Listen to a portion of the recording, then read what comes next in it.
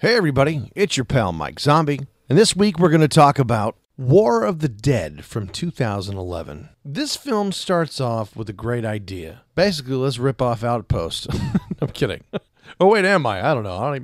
Maybe that was just a joke that is absolutely fucking true. War of the Dead starts out as, it seems to be a returning movement of Nazi zombie films, which I don't mind. You know I like them. Love them. If you heard my reviews on Outpost and Outpost Black Sun, it's pretty evident that these films can be made exciting, different, and good. I mean, you know.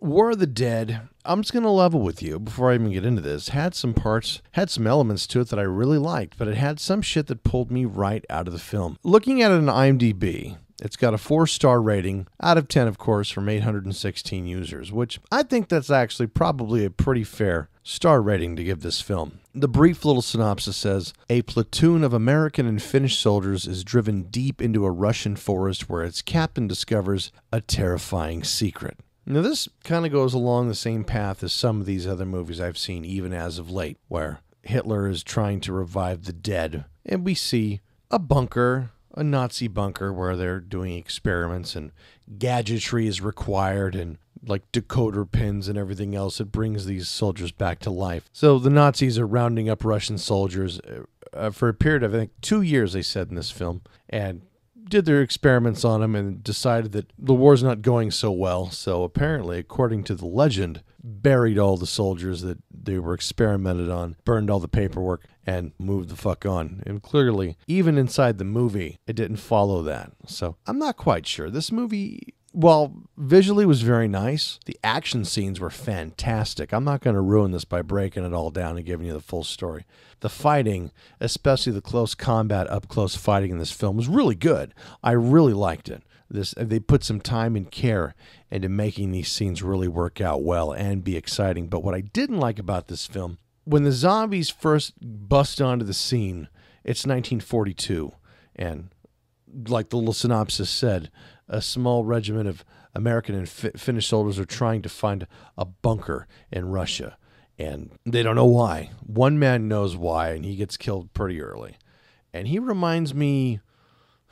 actually kind of reminds me of Richard from Rammstein when he comes back as a zombie. It's kind of funny, but he's the only one that really knows why they're there, and the rest have to discover, fuck, there's zombies everywhere, primarily Russian soldiers that have been captured and converted. And the film takes me out of it in the sense that, like I said, when you first see these zombies bust into the film, I immediately thought of Lycans from the Underworld series. They're running, they're quick, they're leaping, and I don't like it straight up, I'll tell you, and you guys probably already know, when humans that become zombies suddenly now almost are blessed and imbued with some type of magical physical power. Like you see zombies leaping 20 feet into the air.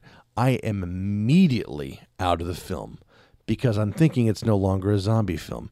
So this film tried to be 3 or 4 different types of film. It tried to do the Nazi film, which honestly, that was the least bit of their effort went into the Nazi end of this. We see some Nazi flags. We see some really shitty Nazi uniforms. Nothing that really stands out. And that's pretty much the end of the focus on the Nazi portion. And very brief intervals of scenes of them trying to revive the dead. But that's absolutely it. It tries to do that. It tries to do, I'm just going to say Underworld, fuck it, because these to me are Lycans. They run around the way they act. They're super strong, super fast, and they fight like fuck. It's just amazing. And you know, I don't mind fast-moving zombies. That's fine with me. I'm for as much as I piss and moan about these films, I couldn't give a flying dog dick kite if these fuckers are fast or slow. You guys know it. I don't give a shit. I like them both for different reasons, okay? But to me, these were Lycans. They fought so well, and not only do they leap 20 feet in the air, but they can punch through concrete. That's a problem. I don't like to see the physical human body be able to gain superpowers. I also don't like it when zombies bite through skulls, because you know what? You or I, nor I, could bite through a skull. Don't give a fuck. Your teeth would be all fucking jacked up. Your mouth would be wrecked. Your jaw would probably break, because skull is, well, bone is very thin. I mean, compared to a kitchen table, it's hard as fuck. Okay, so I couldn't bite through a skull, nor could you. I don't like to see zombies do it with such ease, okay? And I don't like to see them leap through the air and suddenly be able to punch through concrete and then keep punching like their hands aren't breaking off. I don't like that. So this film kind of took the supernatural Lycan aspect as well, and it tried to take even a bit of a love story. The characters in this film were believable. Like I said, there was a lot to like about War of the Dead. The characters were good. Minus a few really weird forced interactions about deaths of loved ones and stupid questions like, do you miss your dead wife? Well, no, asshole. Why? I mean, of course. The accents in this film were really good. The only guy we really end up caring about, if you see this film, and I hope you do, is the Russian guy that gets captured and kind of becomes the good guy. He really does become the good guy. Probably the best of the good guys. He's just about the only one we like, really. There were a few easy fuck-ups in this film that bugged me. And for a film where they put a reasonable amount of money into this, because they really did. Oh, okay. I don't like to see, I'll get back to where I just left. Holy shit, I need a fucking bookmark for myself. They run to a house, kind of like a farmhouse, and there's zombies outside, and they do their best to kill them and kill most of them. And they're in this house, and they're in a room, standing there, and suddenly, from out of nowhere, 5 zombies are in the room, flying around like goddamn bats, attacking them, and they kill them. And then suddenly, from out of nowhere, 5 more zombies.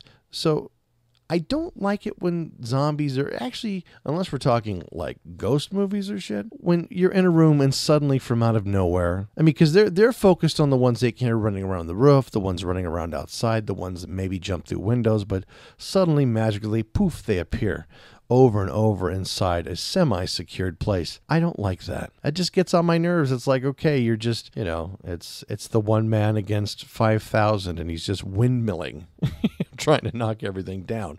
I don't like that. And there was a really, really easy fuck up. And I'm sure the production crew looks back and goes, ooh, why'd we do that? Where they're exploring the bunker and the American soldier has got a Zippo lighter out because it's dark. And as he pulls out his lighter, flicks it on, it's very obvious that it's just an orange light that is suddenly cascading them from like a gel light or something in front that one of the production crews holding.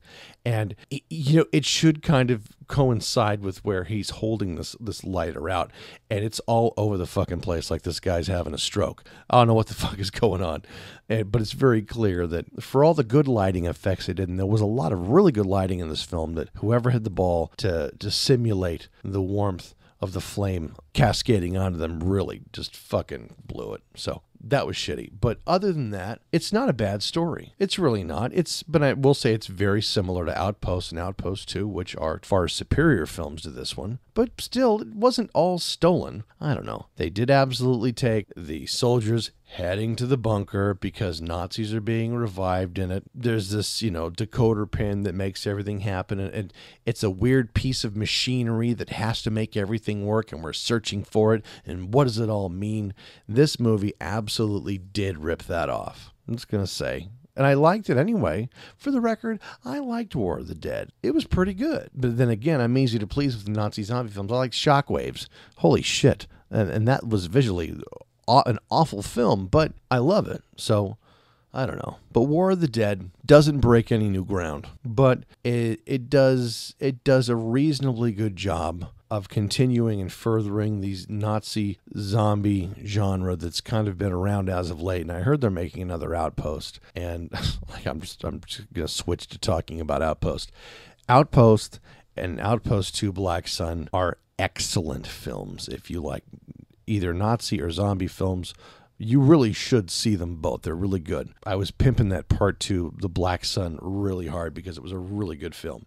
This, of course, like I said, tries to steal the thunder, tries to follow the path as the other movies, but falls far short of what they did. Still, it's not too bad. So I'm not going to give you the full details because you should see it. It's pretty good. So I would say on the Bradinsky scale, be it a buy it, a borrow, or a don't bother, this would be a borrow.